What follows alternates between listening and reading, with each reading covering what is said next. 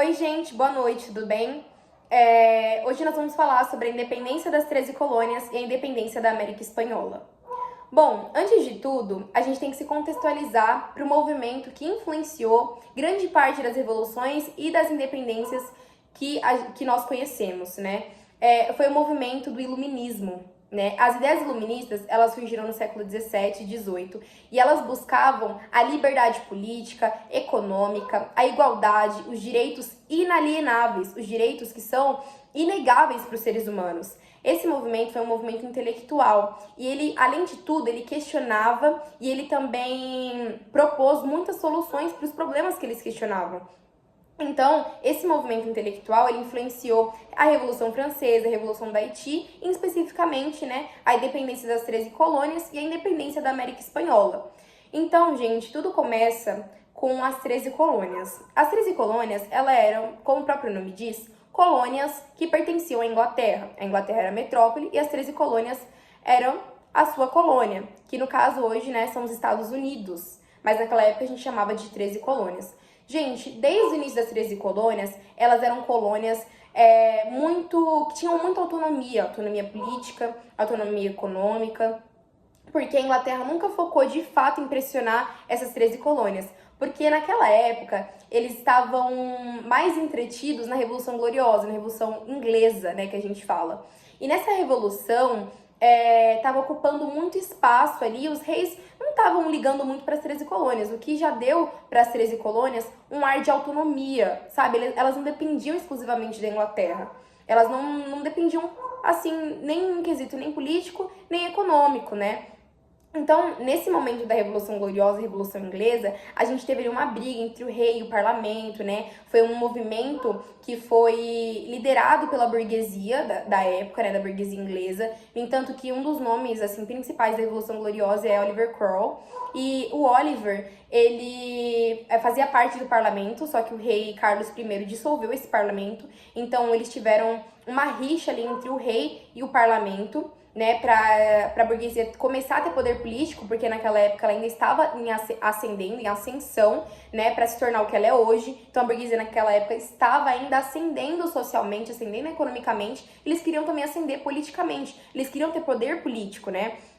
Ela estava questionando muito o poder do rei, porque o poder do rei naquela época estava muito absolutista. Ele estava com todos os poderes na mão. Então havia um questionamento, né, da burguesia para o rei. Né? Esse movimento, o iluminismo, como eu falei, gente, ele moldou a mentalidade das pessoas. Então, ele foi muito importante para essa fase da independência das 13 colônias.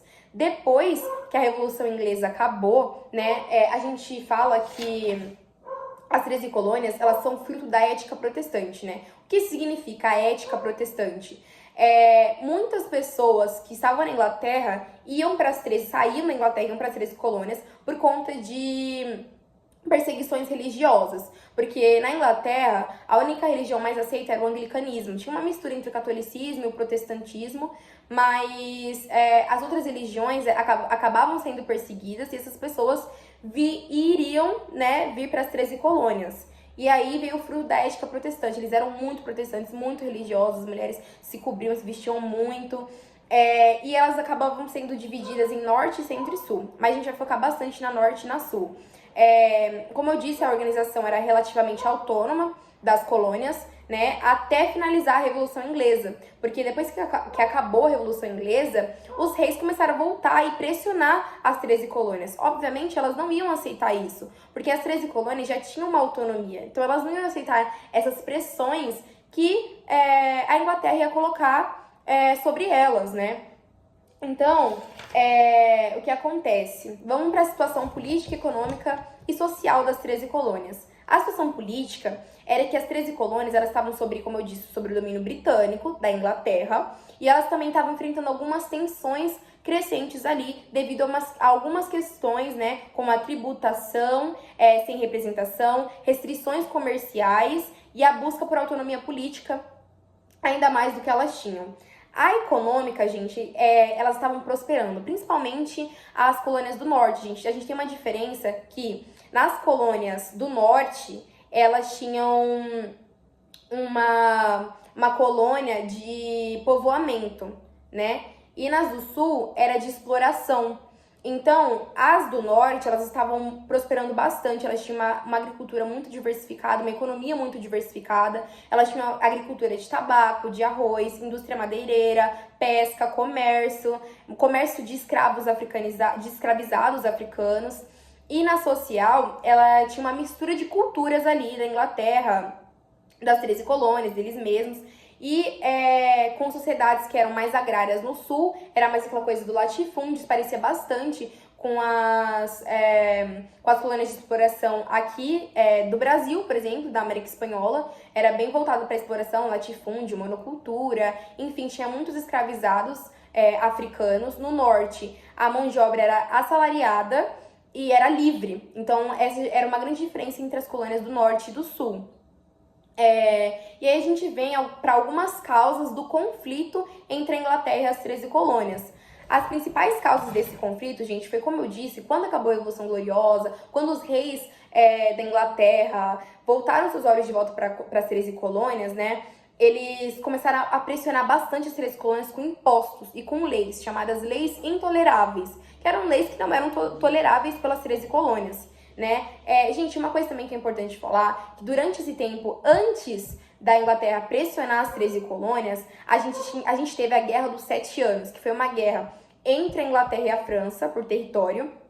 A Inglaterra venceu, mas mesmo assim ela ficou ali com algumas perdas financeiras, então ela queria se recompor, e para se recompor, ela ia explorar cada vez mais as 13 colônias. Então, algumas dessas leis foi a Lei do Açúcar, que foi feita, né, que com isso, né, o melaço que os norte-americanos consumiam era usado também como moeda de troca no tráfico negreiro. E ele foi pesadamente taxado. Tipo, ele foi muito taxado, eles tinham que pagar altas taxas de impostos para a Inglaterra. Depois a gente teve também a lei do selo, que todos os documentos, jornais, comerciais, eles tinham que exibir um selo inglês nele.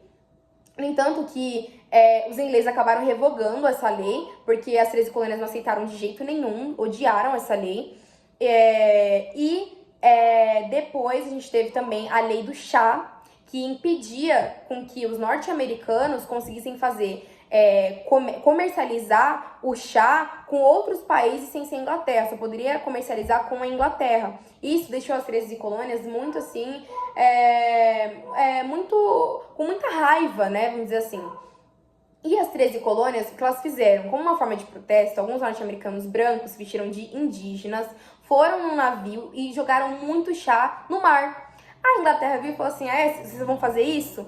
Então, a gente vai fechar ali o porto de Boston, que era o principal porto dos norte-americanos, das 13 colônias, que era para fazer comércio com outros países. Então, eles falaram assim, né, a gente vai fechar até vocês pagarem a dívida do chá que vocês jogaram no mar.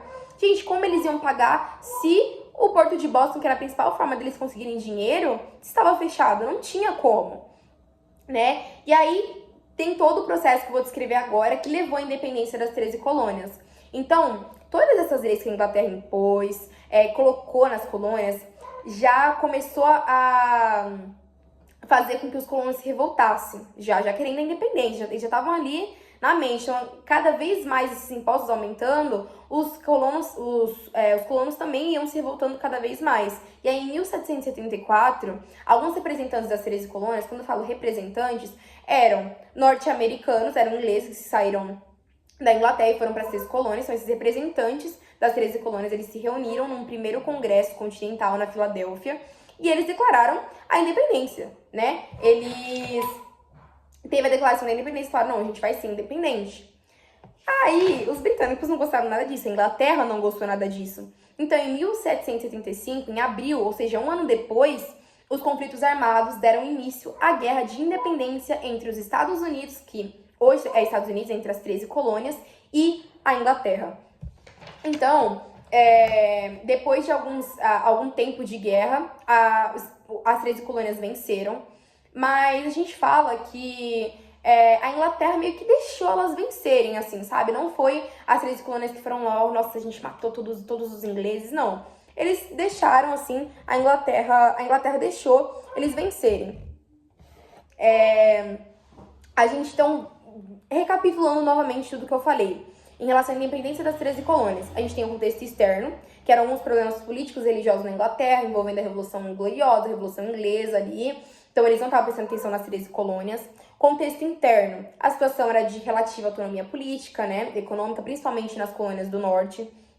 E aí a gente teve a Revolução Gloriosa e tudo, que era uma questão política da burguesia querendo mais poder político, era uma questão também religiosa. E aí a gente teve a Guerra dos 7 Anos, com a vitória da Inglaterra contra a França, mas ainda assim a Inglaterra acumulou algumas perdas financeiras aí no meio do caminho.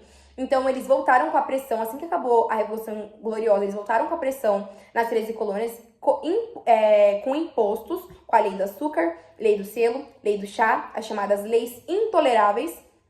Depois, os colonos ficaram super nervosos com isso, se revoltaram com isso, e aí teve o primeiro congresso da Filadélfia, que eles declararam a independência. Os britânicos não gostaram nada disso. Em 1785, as lutas armadas deram início à Guerra de Independência. E aí a gente teve o segundo congresso da Filadélfia, em que realmente eles já estavam independentes, ok? Esse é o contexto aí da independência das 13 colônias.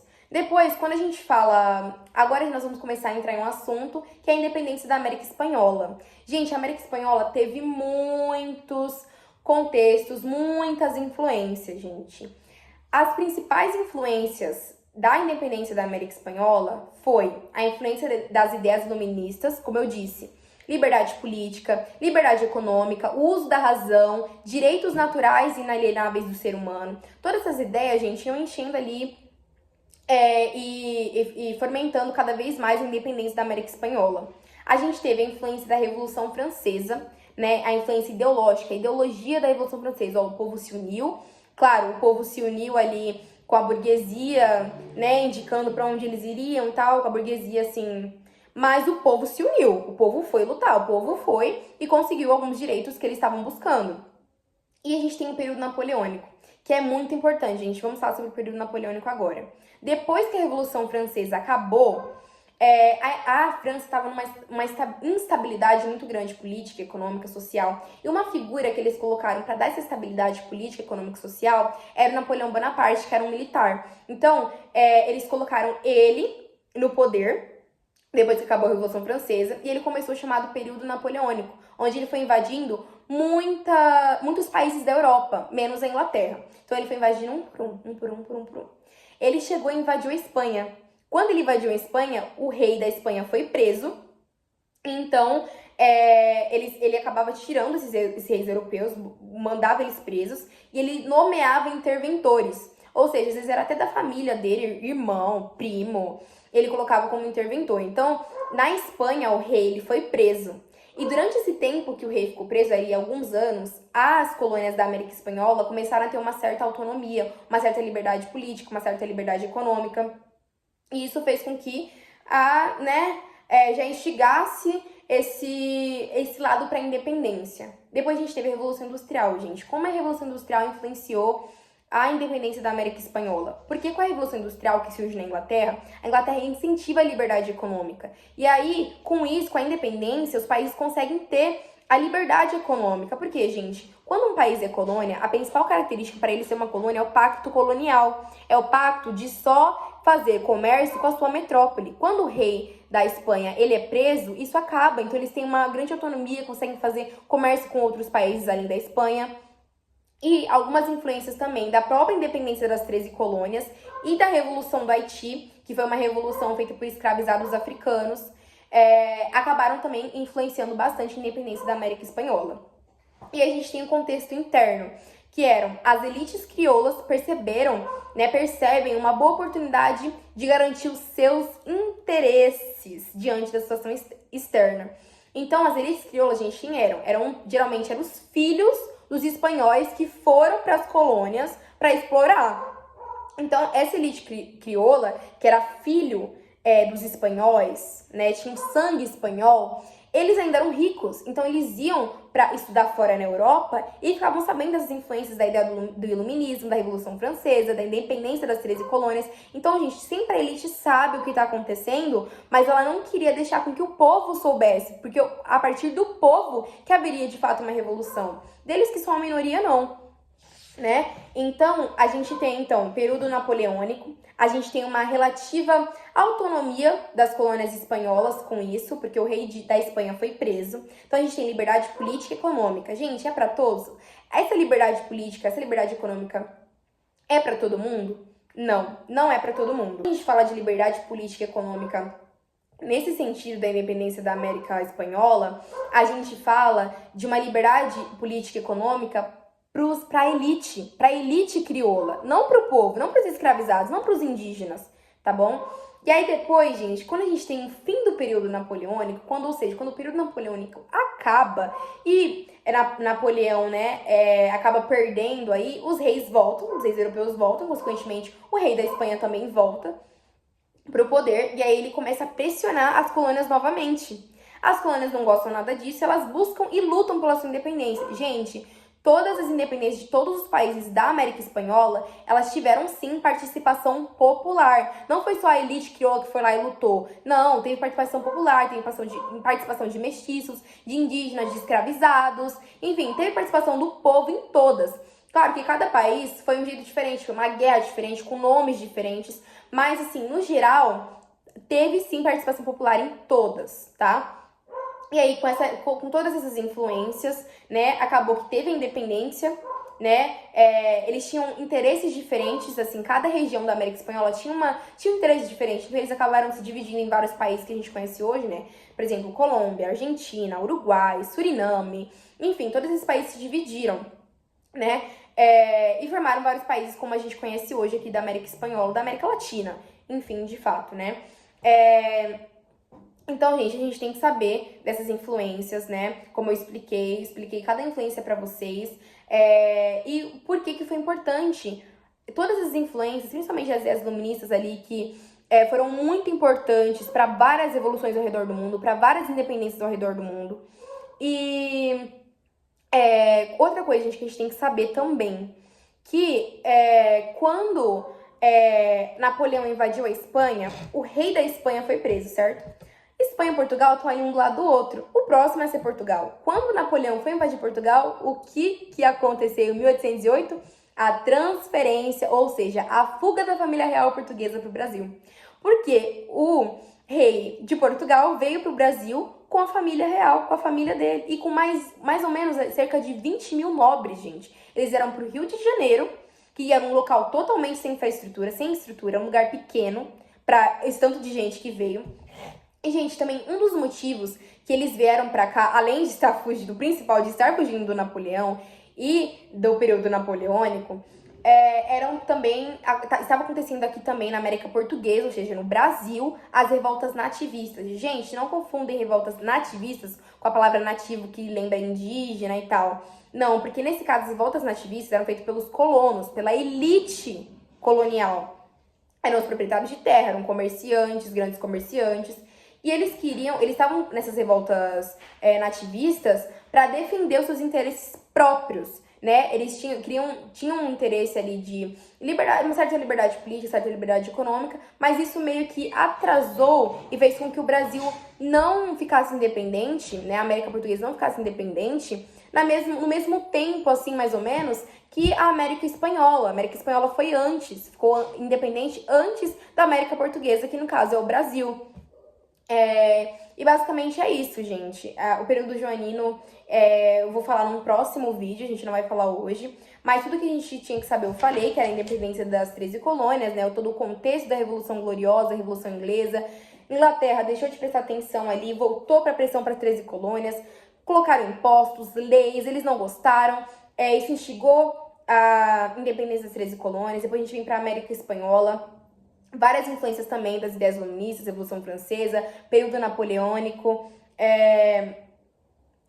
Revolução Industrial, Independência das 13 colônias, Revolução da Haiti, tudo isso, mais o contexto interno que as elites crioulas queriam seus próprios interesses, fez com que a América Espanhola, né, conseguisse sua independência. O Brasil tardou um pouco, porque o rei de Portugal fugiu para cá com a sua família. Inclusive, a esposa dele era irmã do rei da Espanha, né? Chamava ele de bundão por ele ter fugido e veio pra cá. Enfim, isso é uma curiosidade histórica. E aconteceu em 1808, eles vieram pra cá. E já estava acontecendo essas revoltas nativistas, como eu falei, gente. Qualquer dúvida, podem tirar comigo, podem me perguntar, podem me procurar.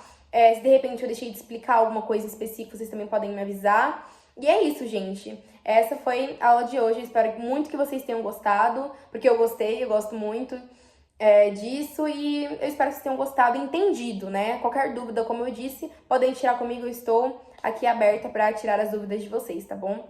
Tchau, gente!